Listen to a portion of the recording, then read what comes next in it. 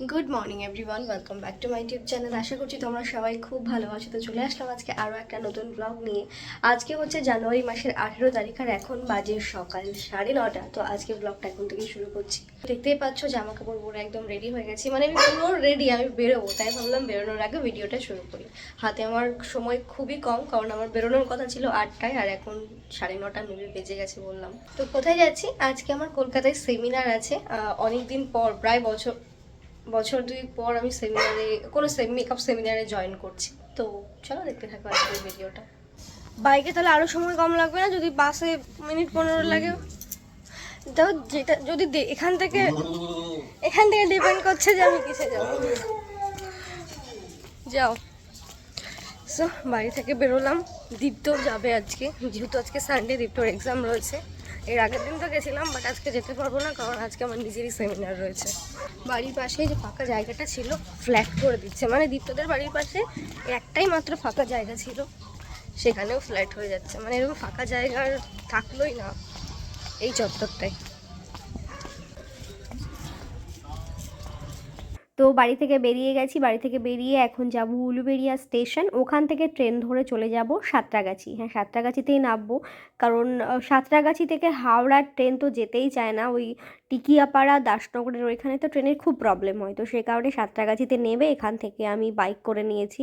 এবার এখানে আজকে কি প্রবলেম হয়েছে, সেকেন্ড ব্রিজটা বা সেকেন্ড ব্রিজের ওইদিকে কাজ হচ্ছে কিসের, তো সেই কারণে কিছু রাস্তা বন্ধ। এবার রাস্তা বন্ধ থাকার কারণে আমাকে সাঁতরাগাছি থেকে রবীন্দ্র সদন যেতে গেলে একদম হাওড়া ঘুরে যেতে হবে। তো সেই কারণে আজকে ভাড়াটা অনেকটা লেগে গেছে, শুধুমাত্র ওই রাস্তা বন্ধের কারণে। না হলে কাজ দিয়ে, মানে আরেকটা রাস্তা ছিল সেটা দিয়ে গেলে হয়তো ভাড়াটা কম লাগতো, বাট হাওড়া দিয়ে ঘুরে যাওয়ার কারণে ভাড়াটা একটু বেশিই লেগেছে। শুধু আমার না, সবার কাছ থেকে ওই রকম করে নিয়েছে। আর আজকে বাসও কম, কারণ আজকে আবার শুনলাম যে নরেন্দ্র মোদী আসবে, কোন প্ল্যাটফর্ম একটা ওপেনিং হবে, তাই। তো সব কিছু মিলিয়ে মিশিয়ে গাড়ি ঘোড়া রাস্তায় খুব কম, আর কম থাকার কারণে ভাড়াটা একটু বেশি। বাট যাই হোক, যেতে তো হবেই, যতই ভাড়া বলুক না কেন। তো সাঁতরাগাছি থেকে রবীন্দ্র সদন 400 টাকা বলেছিল, তো কমিয়ে কমিয়ে 300 টাকায় গেছি। র্যাপিডোওয়ালা আমাকে কোথায় নামিয়ে দিয়েছে কি জানি। আমি এখন গোল মন্দির খুঁজে পাচ্ছি না। গোল মন্দির খুঁজতে খুঁজতে পুরো আমি গোল চক্কর মারছি, বাট গোল মন্দির আমি খুঁজে পাচ্ছি না। ফাইনালি একজন বললো যে সামনের দিকে গোল মন্দির। এই লোকেশনে আমার আজকে ফার্স্ট টাইম আসা, আমি কিচ্ছু চিনি না। গোল মন্দিরটা সামনে, একদম সোজা। ওকে, আচ্ছা ঠিক আছে। তো অনেক খুঁজে খুঁজে ফাইনালি সেই গোল মন্দিরের কাছে আমি পৌঁছে গেছি। তো গোল মন্দির নামটা শুনে একটু কেমন প্রথমে লাগছিল আমার, তো তোমাদের জানা থাকলে একটু জানিও তো। মানে মন্দিরটা গোল বলেই কি মন্দিরটার নাম গোল মন্দির, না এমনি অন্য কিছু ব্যাপার আছে? ফাইনালি বৃদ্ধি ব্যাঙ্কুয়েট হল পেয়ে গেছি। তো চলো, সারাদিনে কী কী হয় না হয় সব কিছু তোমাদের সাথে শেয়ার করবো। চলো দেখতে থাকো।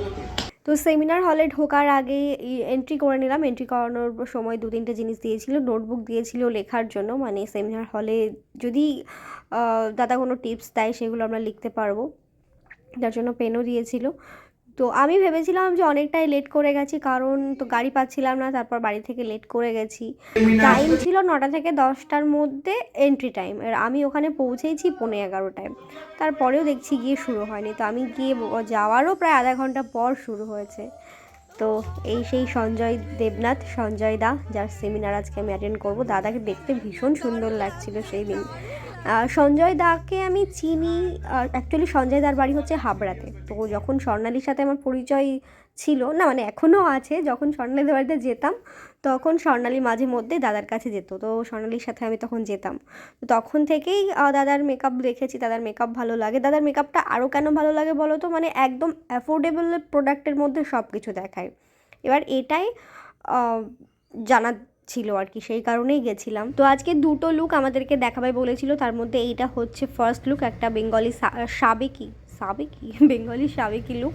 তো একটা লুক কমপ্লিট হয়ে যাওয়ার পর আমরা চলে আসলাম লাঞ্চ করতে। প্রচণ্ড খিদে পেয়েছিল সকাল থেকে, সবাই নাকে, মানে সবাই উৎসুক হয়েছিল যে কখন খেতে দেবে আর আমরা কখন খেতে যাব। তো এখানকার খাবারটাও ভীষণ ভালো ছিল।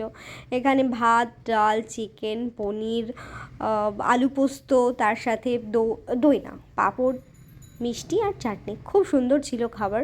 তারপরে শুরু হয়ে গেল সেকেন্ড লুকটা একটু ওয়েস্টার্নের মধ্যে ছিল।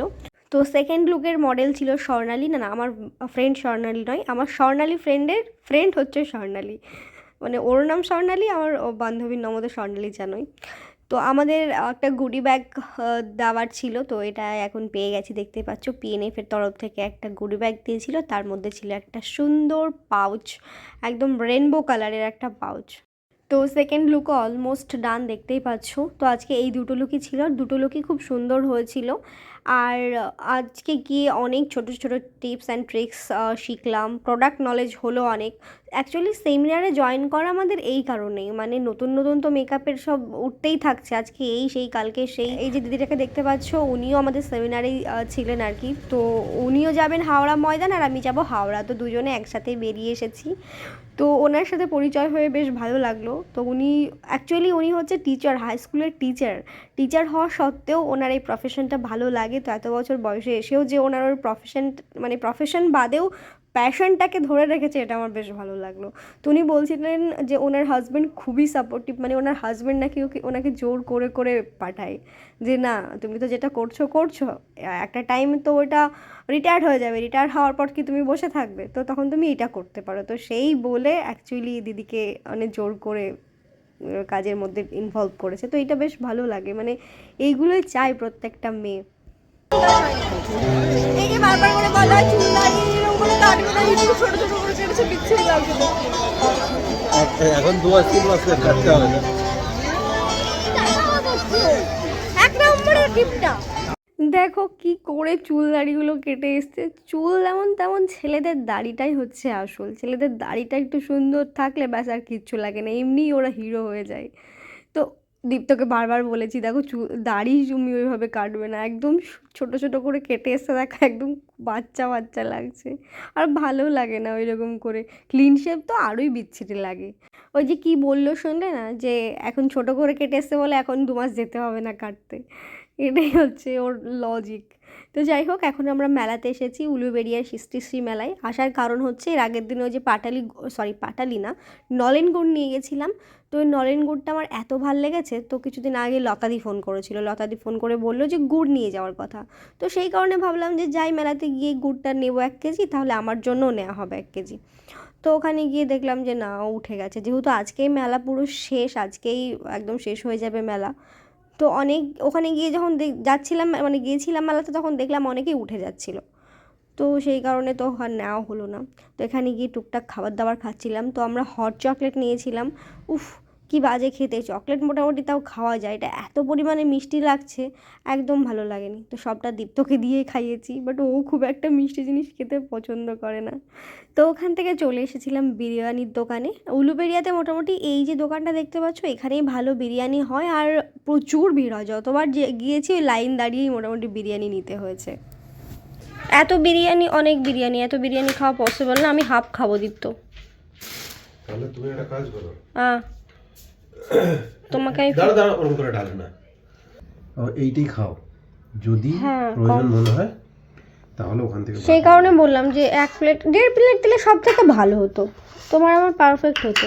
এই যে 1 প্লেট না, 1 প্লেট খাওয়া সম্ভব না, বাট এই যে স্যালাডটা দেয় এটার মধ্যে, এটা কিন্তু বেশ সুন্দর লাগে দেখতে। রোল খাবো? রোল? কিসের রোল?